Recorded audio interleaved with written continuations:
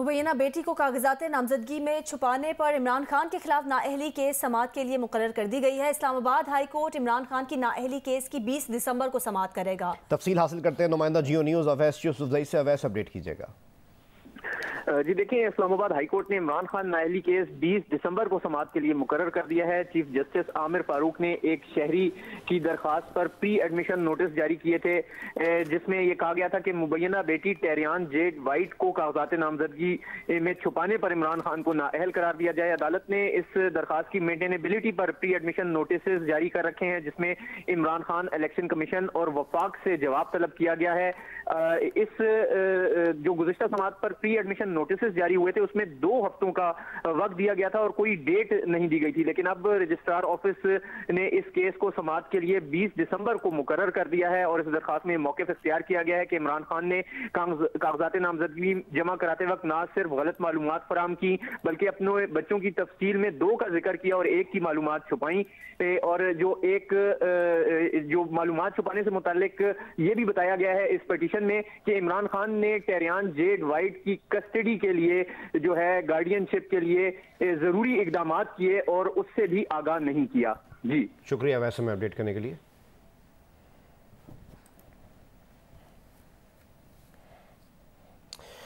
एक और अपडेट आपसे शेयर करें कि नैब ने एवनफील्ड रेफरेंस में मरीम नवाज और कैप्टन रिटायर्ड मोहम्मद सफदर की बरियत को चैलेंज ना करने का फैसला कर लिया।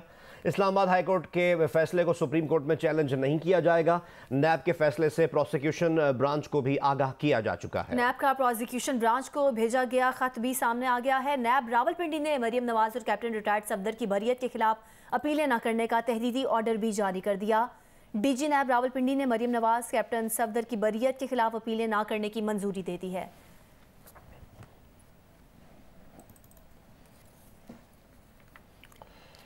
पीटीआई के रहनुमा फरूख हबीब का कहना है कि नैब एवनफील्ड फ्लैट्स केस पर सुप्रीम कोर्ट में अपील दायर नहीं कर रहा। फरूख हबीब ने अपने बयान में कहा कि नैब NRO 2 के बाइस सुप्रीम कोर्ट में अपील दायर नहीं कर रहा। फरूख हबीब ने यह भी कहा कि इस्लामाबाद हाई कोर्ट के मरियम सफदर के सजा के खात्मे के फैसले के खिलाफ नैब ने अपील दायर नहीं की। एवनफील्ड फ्लैट्स में भी वही तारीख दोहराई जा रही है। फारूक हबीब ने कहा कि शहबाज शरीफ लूटमार इत्तेहाद ने रजीम चेंज ऑपरेशन के बाद नैब तरमीम बिल पास करवा कर NRO 2 ले लिया। नैब केसेस पर टैक्स अदा करने वालों के अरबों रुपए खर्च हुए हैं। अब नैब PDM की करप्शन के तहफ़्फ़ुज़ का इदारा बन गया है। चीफ जस्टिस ऑफ पाकिस्तान इस खुलेआम NRO 2 का नोटिस लेना चाहिए।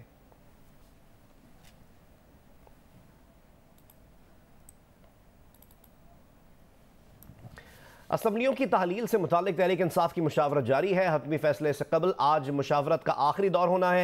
इस मुशावरत के लिए सदर पाकिस्तान डॉक्टर आरिफ अलवी की ज़मान पार्क आमद मुतवक्के है।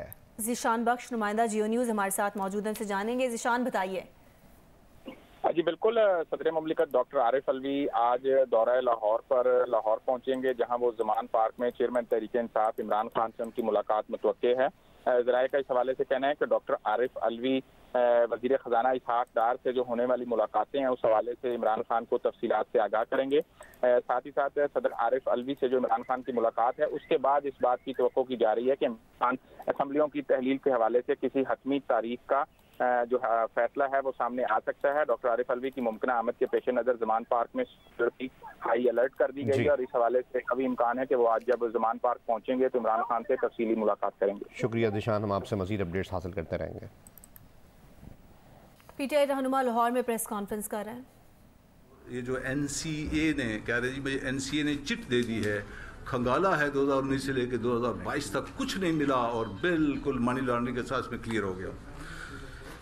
ये फोकस कर लेंगे अपने कैमरे इनके ऊपर।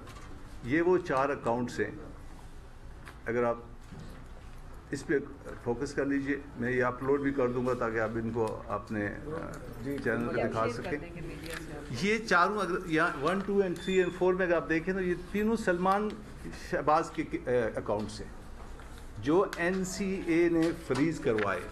NCA बताएं क्या है? ये नेशनल क्राइम एजेंसी है UK की। इन्होंने वेस्टमिनिस्टर मजिस्ट्रेट की कोर्ट में ये एप्लीकेशन दी कि इन 4 अकाउंट्स को फ्रीज कर दिया जाए। ये सलमान शहबाज के अकाउंट से चारों, और फ्रीज करने की वजह क्या बताई गई कि पहली बात ये था कि ये भगोड़ा था, दूसरी बात ये थी कि हम वहाँ पे ये काम नहीं कर सकता था, इसलिए पैसे कहाँ से आ गए। और तीसरी बात ये थी कि ये पेप जिसे कहते हैं पॉलिटिकली एक्सपोज पर्सन, एक प्राइम मिनिस्टर का बेटा है, लिहाजा इसके अकाउंट को फ्रीज़ किया जाए। जब इसके अकाउंट को फ्रीज़ किया गया तो इन्होंने वहाँ पे जस्टिफिकेशन दी। जस्टिफिकेशन जो दी वो मैं आपको बता देता हूँ कि जस्टिफिकेशन क्या दी इन्होंने अपने इन पैसों को जस्टिफाई करने के लिए। पहली जस्टिफिकेशन ने ये दी, और याद रहे कि इस बार टीयर 1 का वीज़ा था, एंटरप्रेन्योर टीयर 1 वीज़ा उसको कहते हैं, ये उसके पास था और अब भी है 2026 तक है सलमान के पास। इसमें इन्होंने पहली प्ली ये दी कि ये जुल्फ़कार अहमद, ये डॉक्यूमेंट्स हैं जो इनके वकील ने जमा करवाए, ये इसके आपको नज़र आ रहा होगा, जुल्फ़कार अहमद से 2,04,940 जो है इन्होंने पाउंड्स, उसने कहा जी मैं इनको कर्जा दिया। किसी कर्जा दिया कि चीज़ एंड योगर्ट की जो बिज़नेस है जो ये इस्टेब्लिश करने जा रहा है उसके लिए मैंने कर्जा दिया, जो कभी इस्टेब्लिश हुई नहीं है। 1 लाख रुपया इनका जो है वो गया यहाँ से, 1 लाख रुपया सॉरी 1 लाख पाउंड, सॉरी ये पाउंड्स में पाउंड है सारे। 1 लाख पाउंड जो है वो इनका लेजिटिमेट तरीके से पाकिस्तान से गया। और तीसरी जो इन्हें कम अमाउंट बताई वो 3,95,000 पाउंड थी, वो ये है, देख लीजिएगा, ये वो फ्लैट है, बर्कले का फ्लैट है, ये बर्कले स्ट्रीट, फ्लैट नंबर 230 अपर। इसमें मुशीर एहतसाब पंजाब मुसद्दिक अब्बासी लाहौर में प्रेस कॉन्फ्रेंस कर। इलेक्शन कमीशन ने फरियाल तालपुर के खिलाफ नाअहली की दरख्वास्त मुस्तरद कर दी। इलेक्शन कमीशन ने फरियाल तालपुर नाअहली केस का महफूज फैसला सुना दिया है। तफसील हासिल करते हैं नुमाइंदा जियो न्यूज़ नौशीन यूसुफ से। नौशीन, इल्ज़ाम क्या था, कितनी मालियत के असासे छुपाने का इल्ज़ाम था? बिल्कुल, इलेक्शन कमीशन में अरसान ताज की जानिब से जो दरखास्त जमा कराई गई थी उसमें कहा गया था कि फरियाल तालपुर ने अपनी 3 प्रॉपर्टीज जो है वो छुपाई हैं, जिसके बाद इलेक्शन कमीशन ने गुज़िश्ता समातों के बाद अपना फैसला जो है वो महफूज कर लिया था और आज इलेक्शन कमीशन ने वो फैसला सुना दिया है। और इलेक्शन कमीशन ने फरियाल तालपुर के खिलाफ जो नाअहली की दरखास्त उसे मुस्तरद कर दिया है। उन्होंने कहा है कि जवाबदेह फरियाल तालपुर ने अपने असासे जो है वो जाहिर किए हुए थे और नाअहली के लिए मवाद और ठोस सबूत देना होता है। दरखास्त गुजार नाअहली का केस बनाने में नाकाम रहे हैं। दरखास्त जो है वो PTI के अरसलान ताज और राबिया असफर ने दायर की थी और फारूक इस्माइल जो थे वो फरियाल तालपुर के इस केस में वकील थे। जी बहुत बहुत शुक्रिया नौशीन यूसुफ हमें तफसीलन आगाह करने के लिए। नुमाइंदा जियो न्यूज़ नौशीन यूसुफ हमें आगाह कर रही थी कि इलेक्शन कमीशन ने फरियाल तालपुर के खिलाफ नाअहली की जो दरख्वास्त थी वो मुस्तरद कर दी है। इलेक्शन कमीशन ने फरियाल तालपुर नाअहली केस का महफूज फैसला सुना दिया है। 10 बरस कबल फुटबॉल के दुनिया के मायनाज खिलाड़ी अर्जेंटीना के लायनल मेसी के मद्दाह की हैसियत से तस्वीर खिंचवाने वाले अल्वारेज अपने पहले ही वर्ल्ड कप में हीरो बन गए। सेमीफाइनल में क्रोएशिया के खिलाफ 2 गोल दाग दिए।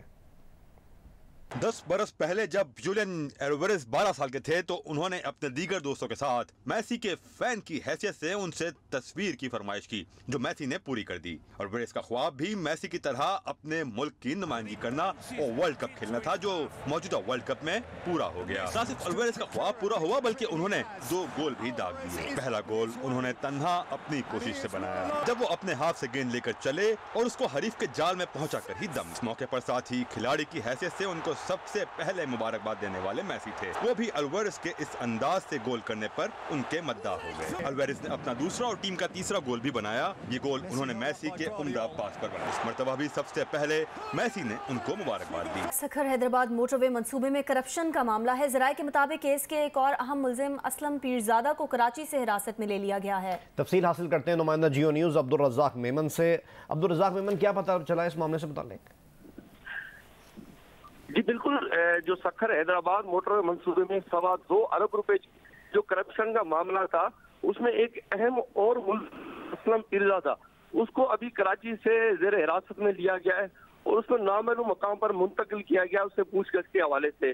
कुछ रोज कबल जो है एंटी करप्शन एक चालान पेश किया था अबूरी, उसमें भी असलम पीरजादा को नामजद किया गया था और मजीद इसको तफ्तीश करने के लिए अब असलम पीरजादा को भी हिरासत में लिया गया है। जराए का कहना है कि जो असलम पीरजादा है वो मोटरवे मंसूबे में डिप्टी कमिश्नर मटियारी के साथ रहता था और उसकी ही निशानदी पर जो है तफ्तीश के लिए इसको तलब किया गया था, लेकिन इसने हाई कोर्ट से अबूरी जमानत करा रखी थी, ताहम ये पेश नहीं हो रहा था और अब इसको हिरासत में लिया गया है। ये कहना है कि जो असलम पीरजादा है वो मखदूम जमील जमा जो MN है उनके कोऑर्डिनेटर हैं। जी बहुत बहुत शुक्रिया अब्दुल रज़ाक मेमन हमें तफसीलन आगाह करने के लिए।